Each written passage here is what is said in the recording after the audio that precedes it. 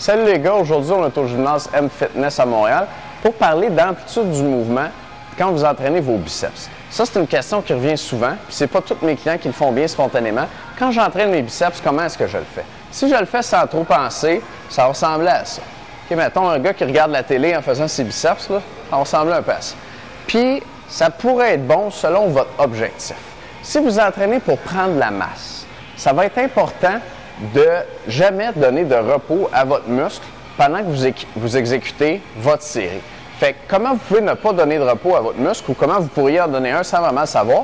Vous pourriez en donner un si votre amplitude dépasse ça et que vous avancez le coude pour finir le mouvement.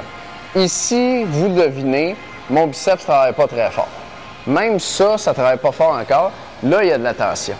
Donc, une bonne façon de le savoir, c'est à partir du moment où le coude avance et l'haltère, la main se retrouve au-dessus du coude, j'ai éliminé presque toute la tension, mon muscle se repose. Et si mon muscle se repose comme ça, après chaque répétition, pendant ma série, l'effet d'entraînement pour la prise de masse est moins grand. Mais on va voir dans un instant que ça pourrait être intéressant pour la force.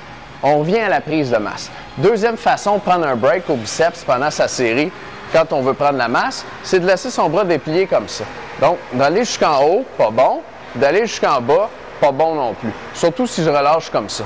Fait que quand vous voyez des gens faire leur biceps de même, ils donnent vraiment un congé à leur biceps pendant la série parce que l'haltère est en bas, le biceps n'est pas contracté. Ici, ça tire un peu sur mon bras, mais c'est tout. Donc, ce qu'il faudrait faire, c'est aller en haut, ne pas amener la main au-dessus du coude, donc s'arrêter ici et descendre en bas et garder une légère flexion dans le coude pour que le biceps reste tendu. On monte, on descend, on garde toujours une petite flexion en bas, puis on ne monte pas au complet en haut. On s'arrête ici. Ça, c'est pour l'hypertrophie. Pour la force, par contre, si on a une petite pause, un petit congé pendant notre série, ça va donner un micro-repos à notre muscle, et puis on va pouvoir lever plus lourd plus longtemps. Donc, si vous entraînez en force, c'est moins grave.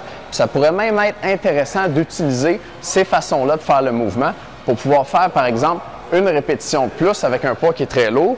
Ici, j'ai un 25. Si j'utilisais un 40, un 45, je pourrais faire cette technique-là pour faire peut-être 4 répétitions au lieu de 3.